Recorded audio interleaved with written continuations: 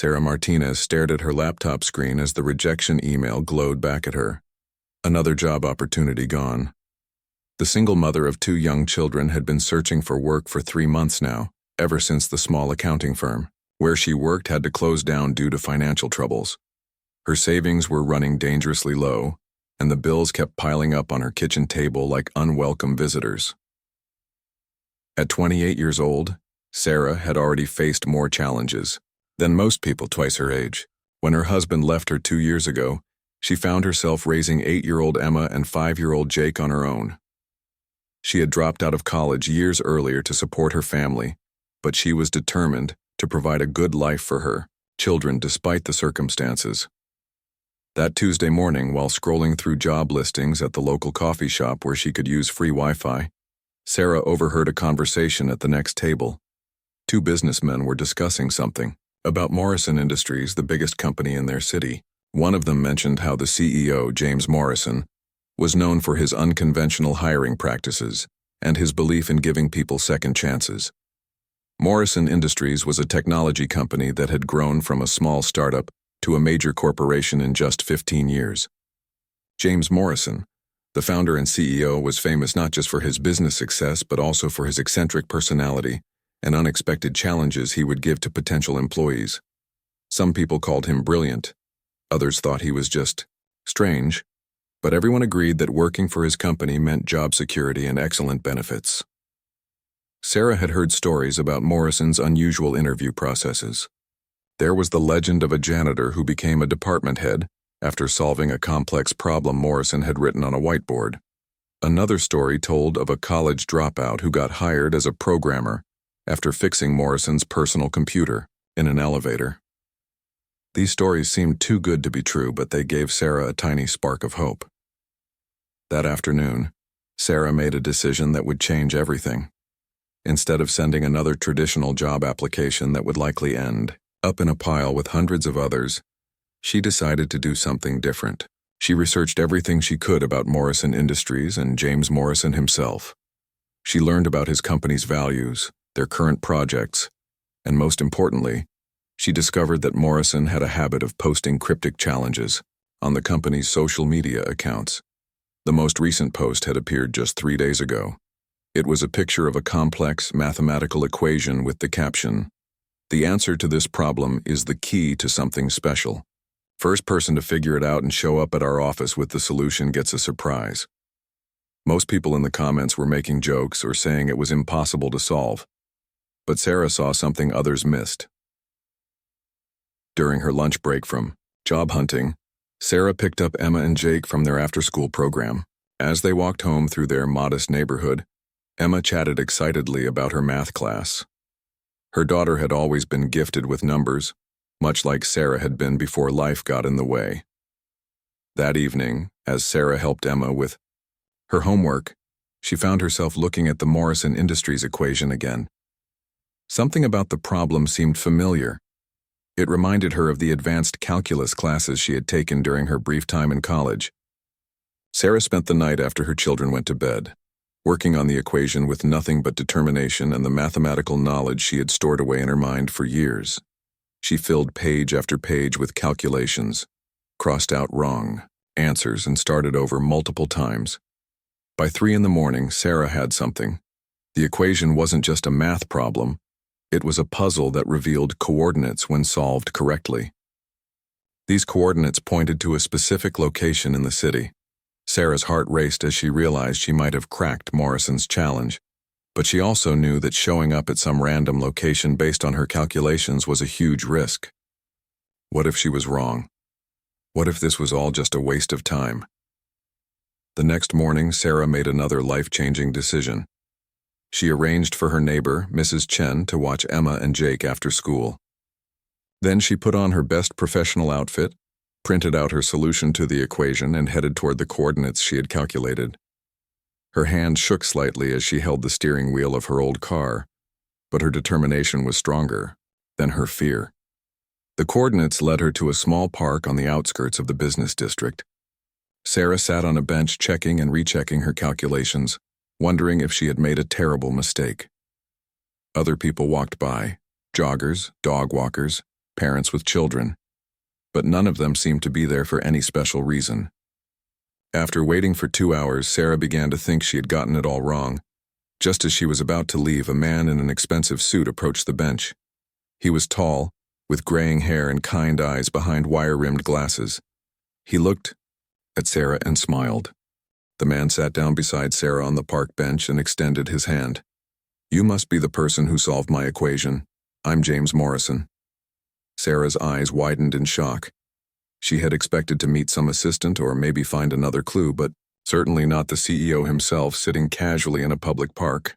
"I'm Sarah Martinez," she replied, shaking his hand with as much confidence as she could manage. "I think I solved your puzzle, but I have to admit, I wasn't sure if I was in the right place." Morrison chuckled and pulled out his phone, showing her the exact same calculations she had written on her papers. "You're definitely in the right place. In fact, you're the first person in 3 years to correctly solve one of my location puzzles. Most people get stuck on the mathematical part and never realize there's a second layer to the problem." Sarah felt a mixture of pride and nervousness. "To be honest, Mr. Morrison, I wasn't sure if this was a real opportunity or just some kind of social media game. I'm currently looking for work, and I've heard stories about your company's unique approach to hiring." Morrison nodded thoughtfully. "The stories are true mostly. I believe that traditional interviews don't tell you much about a person's real capabilities. Anyone can rehearse answers to common questions, but solving real problems under pressure, that shows character and intelligence." He paused and looked at Sarah more carefully. "Tell me about yourself. What's your background?" Sarah took a deep breath. She had practiced this conversation in her mind, but sitting next to one of the city's most successful businessmen made it feel surreal. "I'm a single mother with 2 children. I used to work as an accountant for a small firm, but they closed down 3 months ago. Before that, I was in college studying mathematics and computer science, but I had to leave to support my family." "What made you think you could solve an equation that stumped hundreds of other people?" Morrison asked, genuine curiosity in his voice. "Honestly, desperation," Sarah admitted with a small laugh. "But also, I've always loved math. Even when I was working as an accountant, I would solve complex problems in my spare time just for fun. When I saw your equation, something about it felt familiar. It reminded me of the kind of problems my professors used to give us, the ones that looked impossible until you found the right approach." Morrison was impressed by her honesty. Most job candidates tried to oversell themselves, but Sarah's straightforward manner was refreshing. "The equation was actually based on a real problem my company faced last year. We needed to optimize delivery routes for our new logistics software, and traditional methods weren't working. It took our entire mathematics department 2 weeks to solve it." Sarah's jaw dropped. "You solved a real business problem and turned it into a puzzle?" "Exactly. I wanted to see if anyone out there had the kind of creative thinking we need." Morrison stood up from the bench and gestured toward the downtown area where his company's building was visible in the distance. "Sarah, how would you feel about taking on a challenge that's much bigger than solving equations in a park?" "What kind of challenge?" Sarah asked, her heart beginning to race again. Morrison smiled mysteriously. "Come to my office tomorrow morning at 9. I have a proposition for you, but I want to show you something first. Bring your children if you need to. We have an excellent daycare facility in our building." As they walked back toward the parking area, Morrison continued talking. "I should warn you, what I'm going to ask you to do tomorrow won't be easy. In fact, some people would say it's impossible. But if you're willing to take the risk, it could change not just your life, but the lives of a lot of other people too." Sarah felt a mixture of excitement and terror. "Mr. Morrison, I have to ask, is this a job offer?" "Not exactly," he replied. "It's something much more interesting than a regular job. You see, Sarah, I've been watching our company grow for 15 years, and I've learned that the best innovations don't come from people with perfect resumes. They come from people who have faced real challenges and found ways to overcome them." That evening, Sarah picked up Emma and Jake from Mrs. Chen's house and tried to act normal, but her mind was racing with possibilities. During dinner, Emma noticed her mother seemed distracted. Mom, you look different today. Did something good happen? Emma asked while picking at her spaghetti. Maybe, sweetheart. I met someone today who might have a new opportunity for us. Sarah didn't want to get her children's hopes up, but she couldn't hide her excitement completely. Jake, always the practical one despite being only 5, asked, "Does that mean we might have more money for groceries?" Sarah's heart broke a little at her son's question, but it also strengthened her resolve. "We'll see, buddy, but whatever happens, we're going to be okay." That night, after putting the children to bed, Sarah sat at her kitchen table and tried to imagine what Morrison's impossible challenge could be. She researched more about Morrison Industries online, reading about their recent projects and business ventures. The company was involved in everything from software development to renewable energy, and they had a reputation for tackling problems that other companies wouldn't even attempt. One article mentioned that Morrison was known for his belief in ordinary people doing extraordinary things. Another described how he had once hired a homeless veteran who had no formal education but possessed an incredible ability to understand complex systems. These stories gave Sarah hope, but they also made her realize that whatever Morrison had planned for her was going to test her in ways she couldn't imagine. As Sarah finally went to bed that night, she looked at the framed picture on her nightstand. A photo of her, Emma, and Jake at the beach during happier times. Tomorrow would bring either her biggest opportunity or her biggest disappointment, but she knew she had to try. Her children deserved a mother who fought for their future, no matter how impossible the challenge seemed. Sarah arrived at Morrison Industries the next morning with Emma and Jake in tow. The building was more impressive than she had imagined. 30 stories of glass and steel reaching toward the sky. The lobby was filled with successful-looking people in expensive suits, making Sarah feel self-conscious about her modest dress and her children's presence. The receptionist, a friendly woman named Lisa, seemed to be expecting them. "You must be Sarah Martinez. Mr. Morrison asked me to take special care of you and your children today." She led them to an elevator and pressed the button for the 28th floor. "Emma and Jake, right? We have some amazing activities planned for you in our family center." The family center was unlike anything Sarah had ever seen. It looked more like a high-tech playground than a typical daycare, with educational games, art supplies, and even a small library. Emma's eyes lit up when she saw the computer stations, while Jake was immediately drawn to the building blocks and puzzles. "Mom, this place is awesome," Emma whispered as a childcare worker approached to introduce herself. "We'll take great care of them," the worker assured Sarah. "Mr. Morrison believes that supporting families means supporting the whole family, not just the employee." Sarah hugged her children goodbye and took another elevator to the 30th floor, where Morrison's office was located. The executive assistant, a sharp-dressed man named David, led her through a maze of impressive offices and conference rooms. Through the windows, Sarah could see the entire city spread out below them. Morrison's office was surprisingly modest for someone of his stature. Instead of intimidating furniture and formal decorations, the room felt warm and welcoming. There were pictures of employees and their families on the walls, along with charts and graphs that Sarah couldn't quite understand, but that clearly represented the company's various projects. "Sarah, thank you for coming. Please, sit down." Morrison gestured to a comfortable chair across from his desk. "I hope Emma and Jake like our family center. We built it because I believe that when parents worry about their children, they can't focus on their work." "They seem to love it already," Sarah replied. "Mr. Morrison, I have to admit, I barely slept last night wondering what this challenge is about." Morrison leaned back in his chair and studied Sarah's face. "Before I explain the challenge, I need to tell you a story. 5 years ago, this company was facing a crisis that almost destroyed us. We had invested millions in developing a new type of renewable energy system, but we couldn't make it work efficiently. Our best engineers, our most expensive consultants, everyone said it was impossible." He walked over to a window and looked out at the city below. One day, a cleaning lady named Maria was working late in our research lab. She overheard our scientists discussing the problem, and she made a simple suggestion based on something she had learned about water flow while fixing plumbing problems in her apartment building. Her idea seemed too simple to work, but when our engineers tried it, it solved the problem that had been stumped everyone for months. Sarah listened intently, wondering where this story was leading.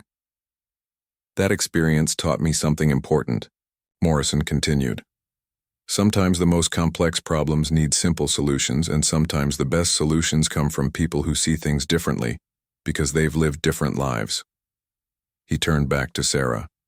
Maria is now the head of our sustainability department, and her innovations have saved our company millions of dollars while helping the environment.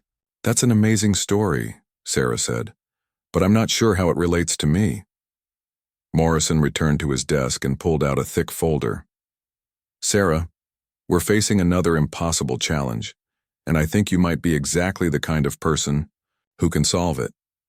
He opened the folder and showed her a series of charts and graphs. Our company has grown tremendously over the past few years, but we've discovered a serious problem. Despite our success, we're losing talented employees at an alarming rate. Sarah looked at the data, her mathematical mind immediately beginning to process the information. The numbers were indeed concerning. Morrison Industries was losing nearly 30% of its workforce every year, which was much higher than industry standards. The strange thing is, Morrison continued, when we survey employees who leave, they all say they loved working here.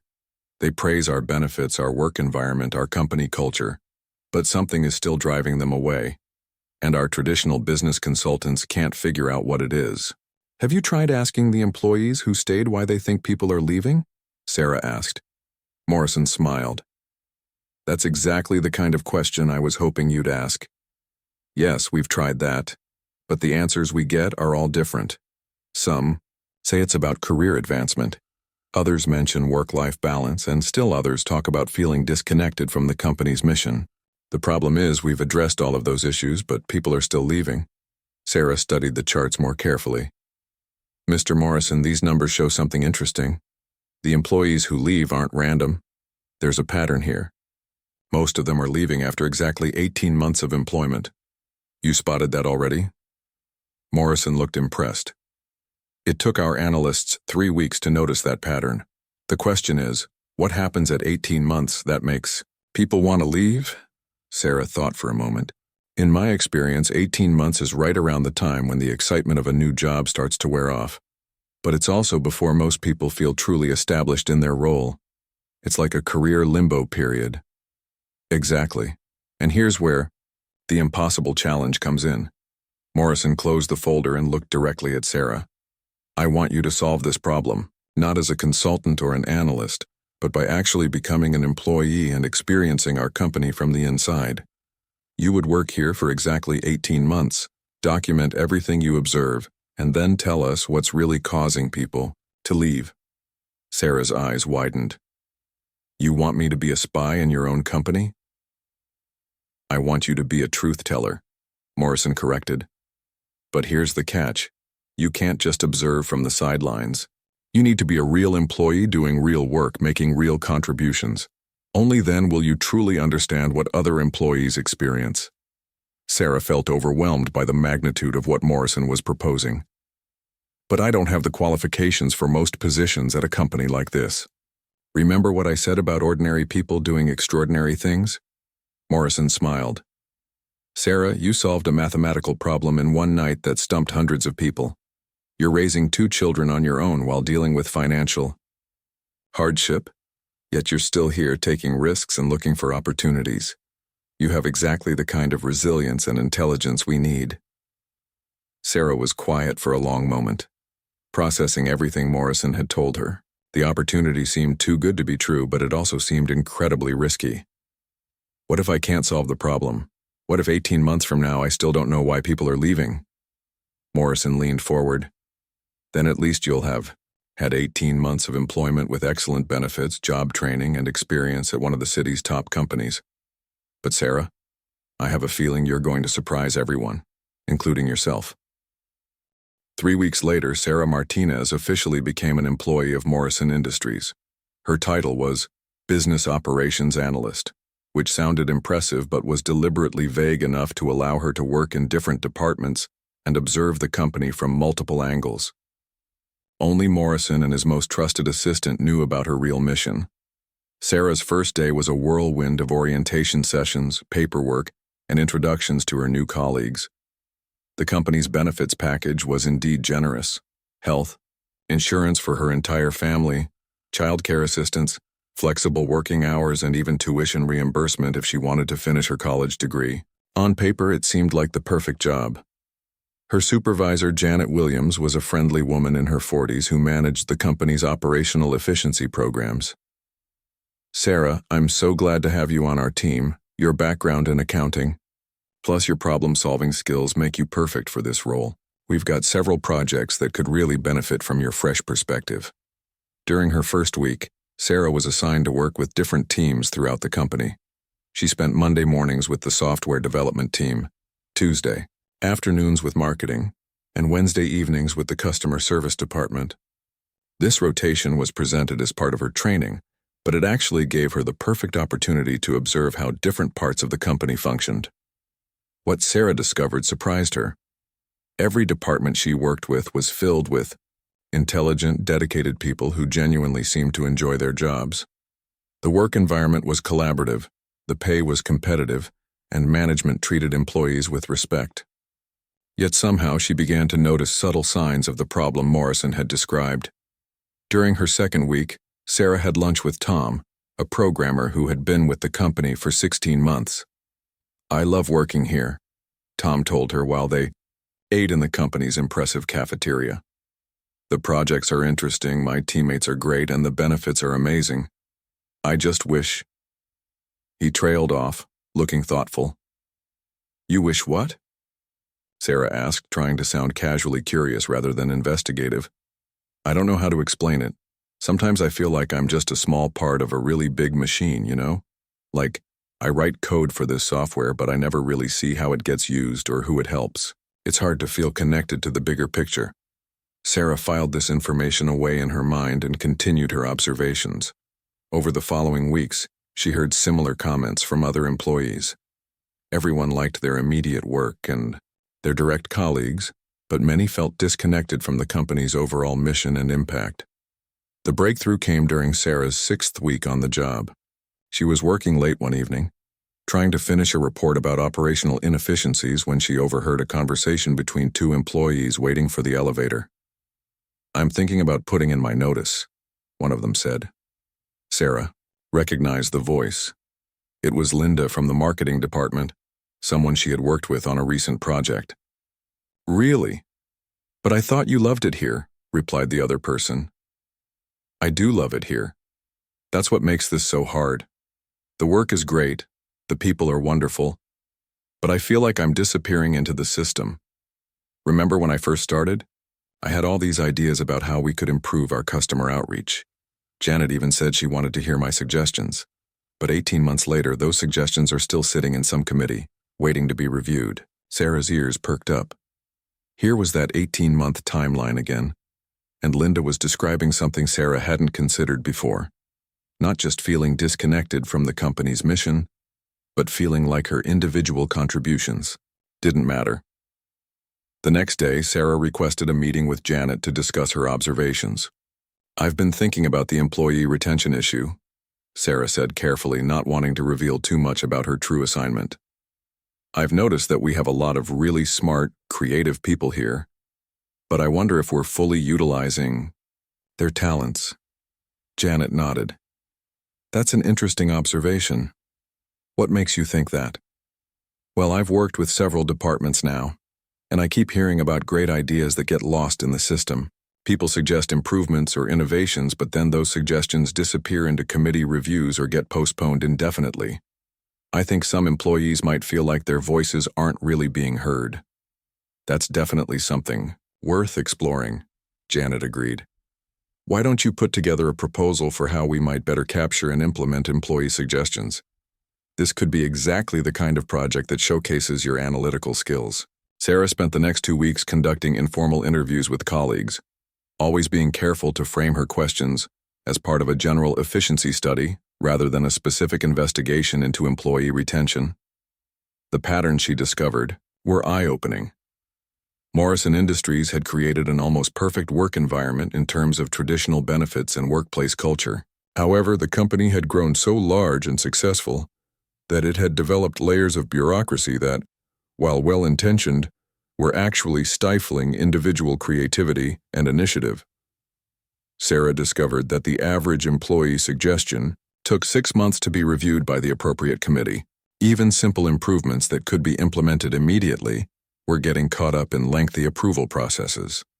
Employees would start their jobs feeling excited about contributing to the company's success, but after 18 months of seeing their ideas ignored or delayed, they began to feel invisible and unimportant. The problem wasn't that management didn't care about employee input. It was that they had created systems that were so focused on maintaining quality and avoiding mistakes that they couldn't move quickly enough to make employees feel valued and heard.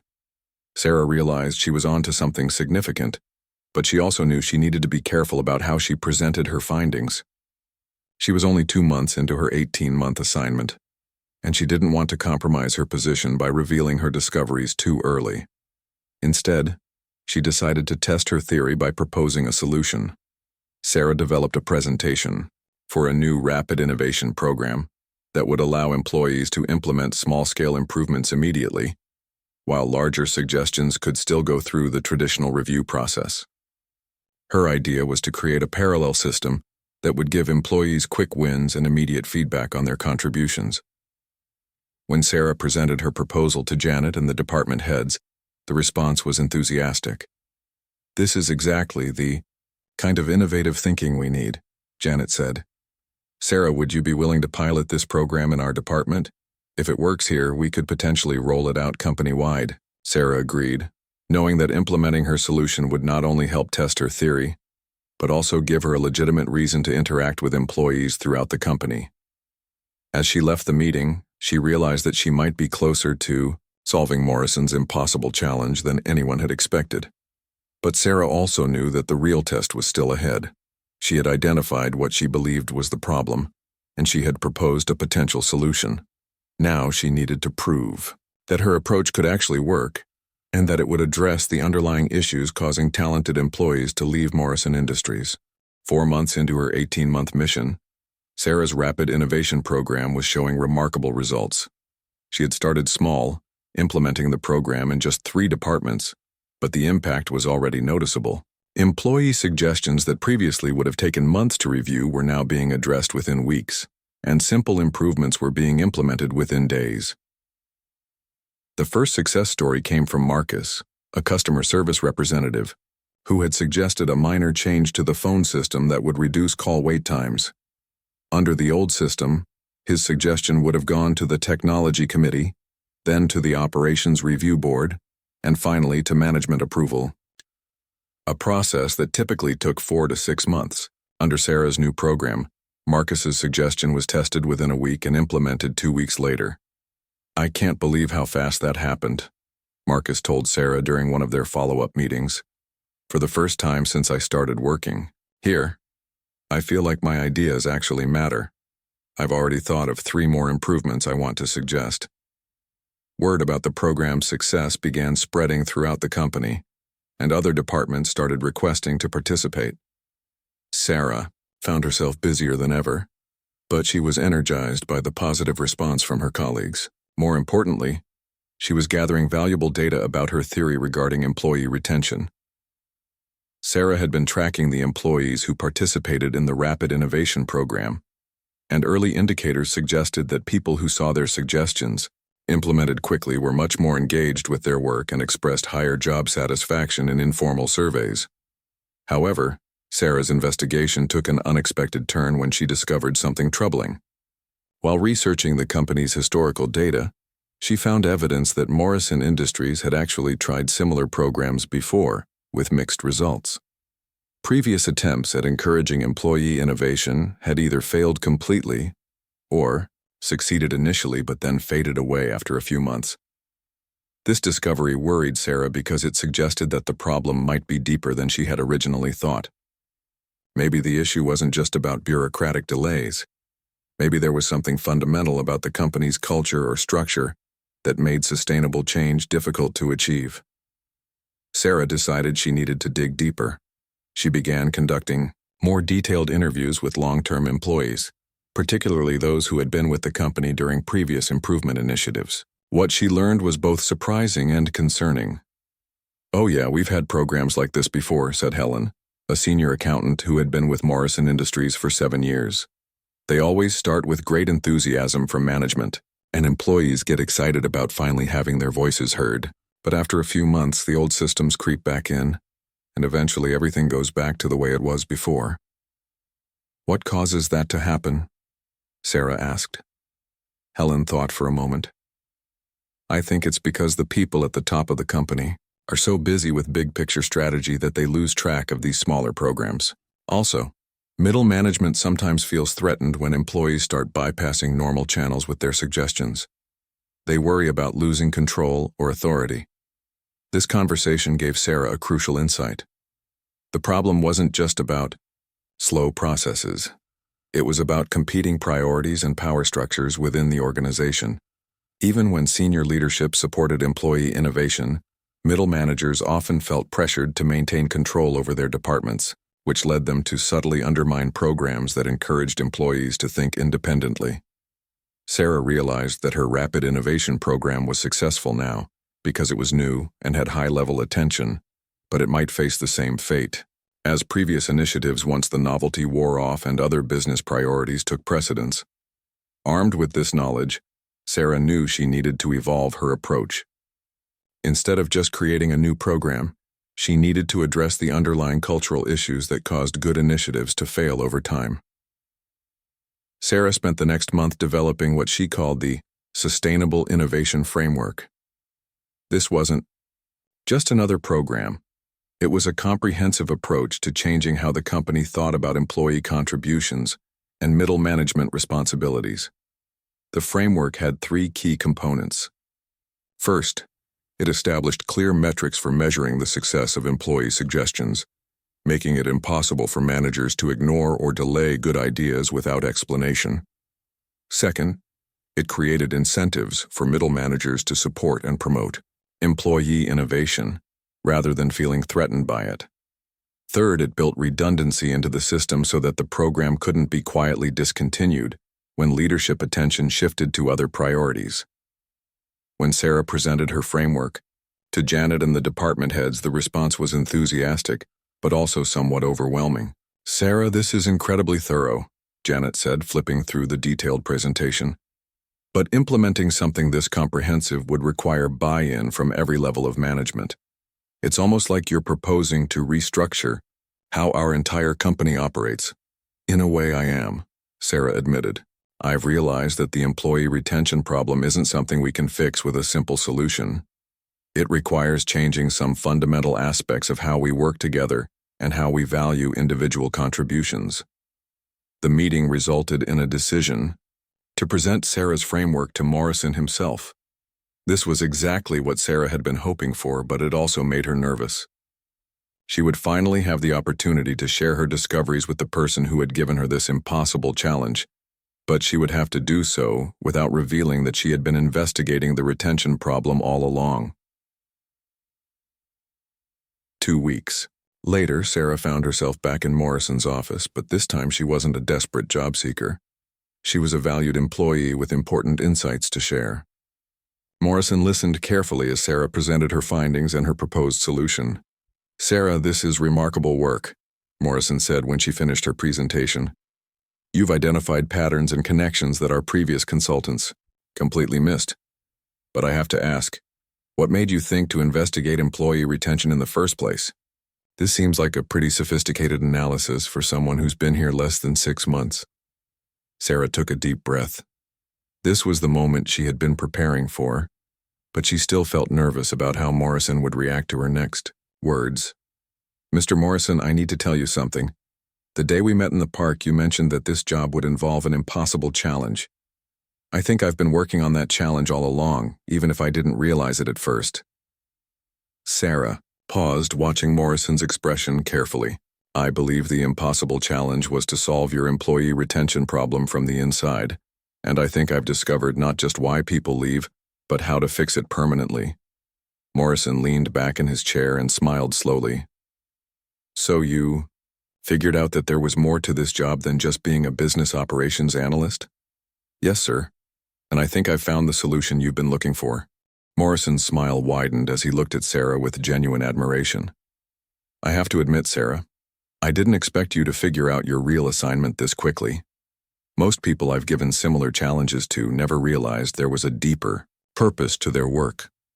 To be honest, it took me a while to connect all the pieces, Sarah replied. But once I started seeing the patterns in employee behavior and realized that my investigation was solving exactly the problem you mentioned. When we first met, everything clicked into place. Morrison stood up and walked to his window, looking out at the city below. Sarah, in the 6 months you've been here, you've accomplished something that our best consultants couldn't do in 2 years.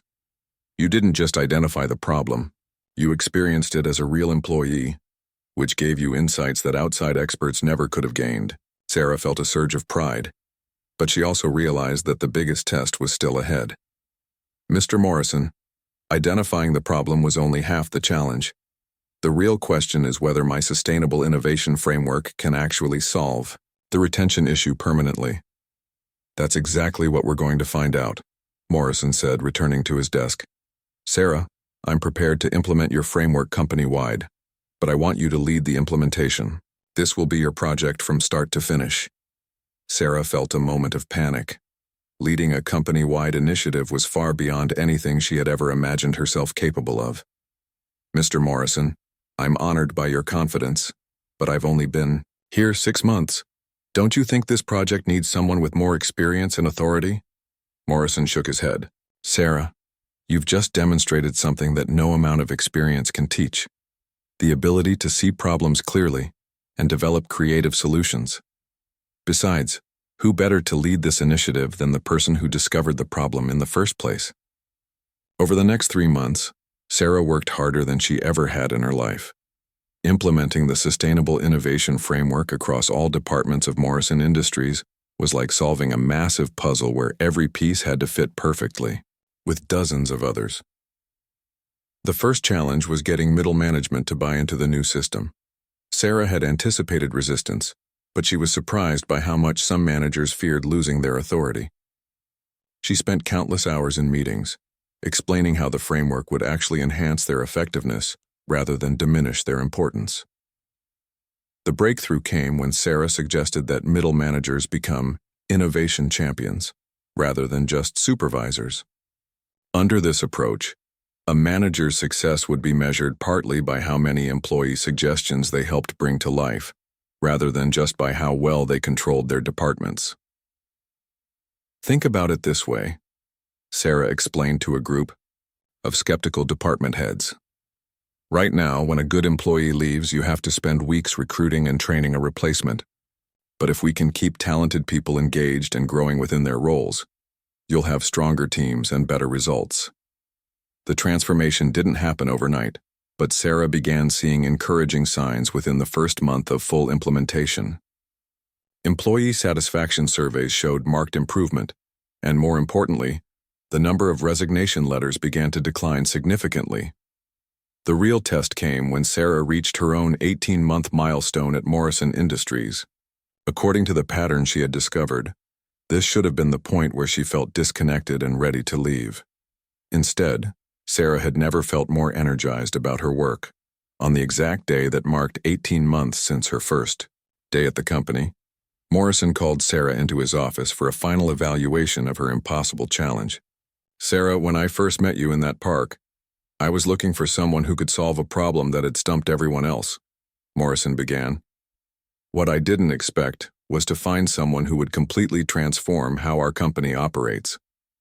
Sarah looked at the charts and graphs spread across Morrison's desk, showing the dramatic improvement in employee retention over the past year. The numbers are definitely encouraging, but I think the real success is in the stories. Employees like Marcus and Linda aren't just staying with the company, they're thriving and contributing in ways they never thought possible. Morrison nodded and pulled out a document that made Sarah's heart skip a beat. Sarah, this is our company's annual report for this year. For the first time in 5 years, our employee retention rate is above industry standards. More importantly, our innovation metrics are higher than they've ever been. Employee suggestions have increased by 300%, and implementation time has decreased by 75%. Sarah felt overwhelmed by the magnitude of what they had accomplished together. "Mr. Morrison, when you first gave me this challenge, I thought you were asking me to figure out why people leave. But I realize now that you were really asking me to discover what makes people want to stay." "Exactly," Morrison smiled. "And in the process, you've solved one of the most complex business problems in modern corporate culture: how to maintain the personal connection and individual value that people need while operating a large, successful organization." Morrison then surprised Sarah with an announcement that left her speechless. "Sarah, the board of directors has approved a new position for you: Vice President of Employee Innovation and Engagement. You'll be responsible for expanding your framework to our international offices and helping other companies implement similar programs." Sarah sat in stunned silence for a moment. "Mr. Morrison, 2 years ago, I was a struggling single mother who couldn't find work. Now you're offering me a vice president position?" "Sarah, you've proven that extraordinary results come from people who are willing to take on impossible challenges and see them through to completion. Your background as a single mother didn't disqualify you from this role. It gave you the perspective and determination you needed to succeed." That evening, Sarah picked up Emma and Jake from the company's family center, just as she had on her first day 18 months earlier. But everything had changed. Emma, now 10 years old, had been participating in the company's youth engineering program and was already talking about wanting to become an inventor. Jake, now 7, had made friends with children from families throughout the company and loved coming to work with his mother. As they drove home to their new apartment in a much better neighborhood, Emma asked the question that had been on her mind for weeks. "Mom, remember when we used to worry about having enough money for groceries? How did everything change so much?" Sarah thought carefully about how to answer. "Well, sweetheart, I learned that sometimes the biggest opportunities come disguised as impossible challenges. When someone believes in you enough to give you a chance to prove yourself, amazing things can happen." Jake, always practical, added, "And now we have the good cereal." Sarah laughed, remembering how such simple things had once felt out of reach. "Yes, buddy, now we have the good cereal." 6 months later, Sarah was invited to speak at a national business conference about her sustainable innovation framework. As she stood on stage looking out at an audience of CEOs and business leaders, she thought back to that desperate day when she had overheard a conversation about Morrison Industries in a coffee shop. "The most important thing I learned," Sarah told the audience, "is that the solutions to our biggest problems often come from the people who have faced the biggest challenges in their own lives. When we create opportunities for everyone to contribute their unique perspectives and experiences, we don't just solve business problems, we transform entire organizations and communities." After her presentation, dozens of executives approached Sarah asking for advice on implementing similar programs in their own companies. But the conversation that meant the most to her came from a young woman who reminded Sarah of herself 2 years earlier. "Ms. Martinez, I'm a single mother trying to break into the business world, and your story gives me hope. Do you have any advice for someone like me?" Sarah smiled and remembered the desperate woman who had sat in a park solving mathematical equations because she had run out of other options. Take on the challenges that everyone else says are impossible. Those are usually the ones that lead to the most extraordinary opportunities. As Sarah drove home that evening, she realized that Morrison had been right about one thing: ordinary people really could do extraordinary things. But she had also learned something he hadn't mentioned. Sometimes the impossible challenges we face are actually invitations to discover capabilities we never knew we had. The single mother who had once worried about paying for groceries had become a business leader whose innovations were changing how companies around the world thought about employee engagement and retention. And it all started with the courage to solve one equation in a park and the determination to see an impossible challenge through to its amazing conclusion.